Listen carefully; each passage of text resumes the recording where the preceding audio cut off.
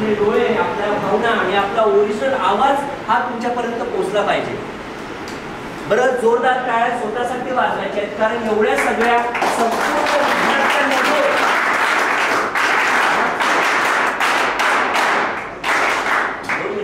टाळ्या यासाठी वाजवायच्या आहेत, कारण एवढ्या सगळ्या संपूर्ण विद्यार्थ्यांना सर आयटी मध्ये किती विद्यार्थी आहेत? बरोबर आहे. त्या सगळ्यांमधून फक्त हा जो काही कार्यक्रम सुरू आहे NSS कॅम्प, बरोबर आहे, त्या कॅम्प साठी तुमच्या सगळ्यांची निवड झाली आणि एवढ्या सगळ्या विद्यार्थ्यांमधून तुम्हाला सगळ्यांना आवड आहे NSS कॅम्प मध्ये किंवा काहीतरी वेगळं करण्यासाठी. तर तुमच्या या जिद्दीला, तुमच्या या इच्छेला इथपर्यंत आला असो, जोरदार टाळ्या स्वतःसाठी वाजवा.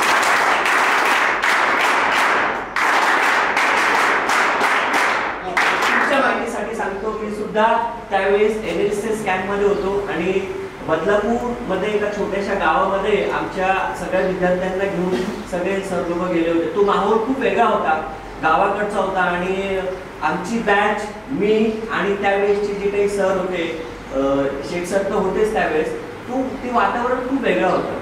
बरोबर. आता मला खूप कमी लोकसंख्या दिसते, याचं थोडंसं दुःख होतंय मला, पण काही कारणास्तव जे शेख सरांनी मला सांगितलं की काही कारणास्तव आपला जो काही हा तुमचा NSS कॅम्प आहे तो इथे घेतला गेला, पण मागच्या वर्षी सुद्धा कुठेतरी गावात किंवा बाहेर होतं. बरोबर. तर ते वेगळं असतं, म्हणजे हे काही प्रॉब्लेम नाही. आपला जो काही NSS कॅम्प आहे तो आपल्या ITIच्या आवारातच होतं. बरोबर आहे. म्हणजे आपल्याला एक संधी मिळाली आहे की आपल्या ITI मध्ये जे काही आजूबाजूचा परिसर आहे तो स्वच्छ कसा ठेवायचा आणि जे काही प्रशिक्षण ITI मध्ये दिलं जातं त्याचा तुम्हाला लाभ मिळतोय. बरोबर. आपण जाऊया त्या आठवणीकडे, ज्या आठवणी मी ITI मध्ये म्हणजे तुमच्या वयाचं असताना आणि असाच आता तरी मी थोडंसं जाड बीड थोडंसं मोठा झालोय, पण तेव्हा अगदी मी पातळ होतो. शेख सरांना माहिती असेल, माझं वजन कमी 40-45 वय होतं माझं, हातही बरा दिसतोय, असं यांच्यापेक्षाही खूप बारीक आणि तुकडा होतो. परंतु जेव्हा ITI मध्ये पाय ठेवायचो, बघा मी कसं सांगतो, जेव्हा ITI मध्ये पाय ठेवायचं, आपण काय करतो, ITI मध्ये पाय ठेवल्या काय करतो, बाकडावर जातो, आराम करतो, गप्पा गोष्टी मारतो. बरोबर आहे की नाही? आपल्या लॉकर मध्ये जे काही आपण आणलेलं असतं ते डब्बा वगैरे सगळं ठेवतो व्यवस्थित आणि आपण बाकडावर जाऊन टाइमपास करतो. बरोबर आहे. पण माझं तसं नसायचं. मी ITI मध्ये आल्यानंतर जे काही आपले बाप्पा वगैरेंचा मूर्ती आहे तिकडे पाया वगैरे पडून ITI मध्ये जायचो. माझं एक लॉकर असायचं, त्या लॉकर मध्ये मी माझं सामान ठेवायचो आणि त्यातून ॲप्रॉन बाहेर काढायचो. काय? ॲप्रॉन बाहेर काढल्यानंतर, ॲप्रॉनच बोलतात ना, बघा मला अजूनपर्यंत आठवण आहे. ॲप्रॉन बाहेर काढायचो आणि त्यानंतर लगेचच सरांकडून चावी घ्यायचो. सर नसतील तर कुठेतरी चावी ठेवलेली असायची, ती चावी घेऊन मी कपाट ओपन करायचो, त्यातलं सगळं सामान काढून मशीन ऑपरेट करायचो किंवा जॉब घासत बसायचो. बरोबर. तर हे माझं रोज असायचं. असा एकही दिवस नाहीये की मी आलोय आणि बाकडावर बसलोय आणि टाइमपास केलाय काहीतरी आणि माझा दिवस गेला नाही. पण त्याचं फळ मला पुढे मिळालं आज ITI मध्येही. तेव्हा सगळ्या म्हणजे जेवढे सगळे ट्रेड होते, मला असं आठवतं की सगळ्या ट्रेडमध्ये माझं नाव घेतलं जायचं की विद्यार्थी असावा तर विकास महाजनसारखा, शेख सरांच्या विद्यार्थ्यासारखा. अजूनही मला आठवत आहे.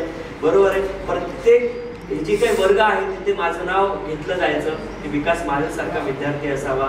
बरेच कामं आपण या ठिकाणी केली, पण ते नाव जेव्हा घेतात एखादी व्यक्ती, त्यासाठी काहीतरी काम करावं लागतं आपल्याला. बरोबर आहे. ते काम जेव्हा दिसतं तेव्हा आपलं नाव होतं. माझी सुद्धा हीच इच्छा आहे किंवा मलाही असं वाटतं की तुम्ही जे NSS कॅम्पला आलेले जे काही होतकरू विद्यार्थी आणि विद्यार्थिनी आहेत ते रोज असंच करत असतात. अक्षरशः सरांच्या नाकात दम यायचा, इतकं त्यांना मी छेडायचो शेख सरांना की सर चावी द्या, मला हे करायचंय, मला ते करायचंय. आणि ऍटलीस्ट तुम्हाला माहिती आहे शुक्रवारी लाईट जाते इथे. बरोबर आहे. शुक्रवारी सुद्धा मी गप्प बसायचो नाही. बरोबर आहे. काही लोक गरमी होते म्हणून बाहेर फिरायला जायचे किंवा कुठे काहीतरी टाइमपास करत बसायचे, पण शुक्रवारी सुद्धा शेख सर जाबीन आहेत सर, शुक्रवारी सुद्धा आपण काय करायचो, फाईल घेऊन, मशीन बंद असायच्या पण फाईलला थोडी ना काय लागतंय. बरोबर की नाही? तर ती फाईल घेऊन व्हॉइस वरती तो जॉब ठेवून मी ते घासत बसायचो एवढ्या शुक्रवारी, एवढ्या गरमीत सुद्धा. आणि ॲप्रॉन असायचा. बरोबर आहे. आणि तेव्हा काही इतकी ताकद वगैरे नव्हती, पण जिद्द होती मनामध्ये की ज्या गरीब घराण्यातून आपण आलेलो आहे, ज्या गरीब घराण्यामध्ये आपण घरात जन्म घेतलेला आहे, बरोबर आहे, पण आपल्याला पुढे काय करायचं आहे, श्रीमंत होऊन जगायचं आहे किंवा मरायचं, बरोबर आहे. असं ते फक्त ध्येय होतं आणि त्यानुसार ते 3 वर्ष मी काढले बरेच आणि त्यात काही क्रिएटिव्हिटी करता येईल ते डोक्यात होतं.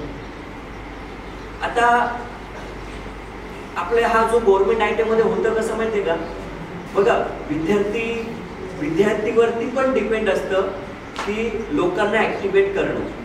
प्रत्येक टीचर, प्रत्येक सर तुम्हाला हा चांगलाच भेटेल किंवा तुमच्याकडून काम करून घेईल किंवा वेळेवरती तुम्हाला शिकवेल असं नाहीये. विद्यार्थी पण तसा असला पाहिजे ना, बरोबर का नाही. माती चांगली असली पाहिजे तेव्हाच तो कुंभार त्याला हे करू शकतो. एकदा तो त्याला आकार देईल, 2दा देईल, 3दा समजेल, 4थ्यादा तो काय करेल, ती माती फेकून देईल, कारण त्या मातीमध्ये प्रॉब्लेम आहे. तर हे जे काही माती आहे सध्या तुम्ही सगळे माती घेतली, बरोबर आहे. स्वतःला घडवण्यासाठी स्वतःची इच्छाशक्ती, डेडिकेशन वाढवा आणि सरांना, आपले जे काही सर आहेत त्यांना जागे करा. जे जागे असतील वेल अँड गुड आहे, पण त्यांना जागे करा आणि त्यांच्याकडून काम करून घ्या. ऑटोमॅटिकली सर लोक तुमच्याकडून काम करून घेतील. तुमच्यामध्येच ताकद नाहीये, इच्छाशक्ती नाहीये करायची तर काहीच होणार नाही. आणि आपल्याला बघून बाकीचे लोक फॉलो करतात.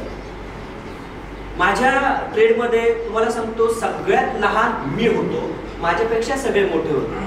अजून एक लहान होता, माझ्यापेक्षा सगळे मोठे होते आणि सगळे शरीराने माझ्यापेक्षा चांगले होते, बरोबर. पण इच्छाशक्ती, डेडिकेशन या सगळ्या गोष्टी माझ्यामध्ये होत्या.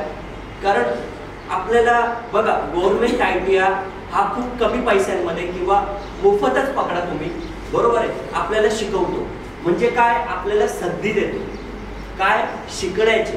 आणि आपण ज्या स्टेजवरती आहोत आता इथे तुम्ही सगळे, तुम्ही काय बालवाडी शिकत नाहीये किंवा तुम्ही काही 1ली ते 10वी शिकत नाहीये. हा स्टेज काय माहितीये का, हा स्टेज आहे तुमची लाईफस्टाईल घडवण्याचा. इथूनच सुरुवात होणार आहे की तुम्हाला पुढे काय करायचंय, किती पैसे कमवायचे, कुठल्या लेवलला जायचंय.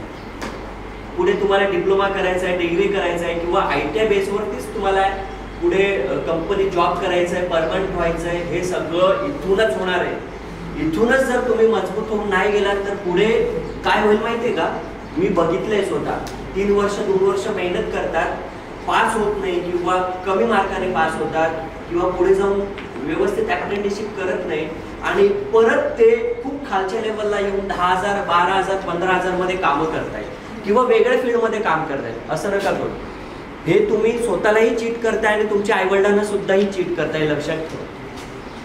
मला अजूनही शेख सर, मला अजूनही खंत वाटते की मी आज आयटीआय मध्ये एवढा हुशार असून, एवढ्या 17-18 मशीन मला चालवता येत होत्या, एवढी स्किल हातामध्ये होती माझ्या, बरोबर आहे, की मी आज मोठा इंजिनियर म्हणून सुद्धा एका ठिकाणी आज मी चांगल्या पगारावरती असलो असतो, बरोबर आहे.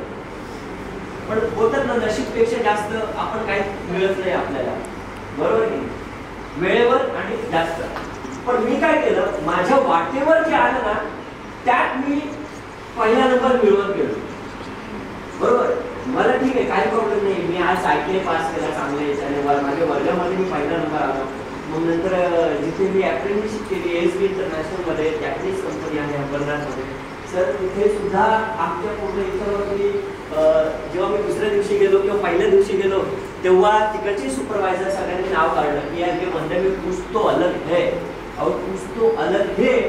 असं का बोलतात समोरचा व्यक्ती, कारण काहीतरी करावं लागतं, काहीतरी बोलावं लागतं, स्किल पाहिजे, टॅलेंट पाहिजे. तुम्हाला जर व्हर्नियर कॅलिपर आणि त्याचे हे जमत नाहीये, तुम्हाला येतच नाहीये, बरोबर, कोणी तुमचं नाव काढणार आहे का, नाही. कारण आपण आयटीआय जातो, नुसतं बसतो, गप्पा मारतो.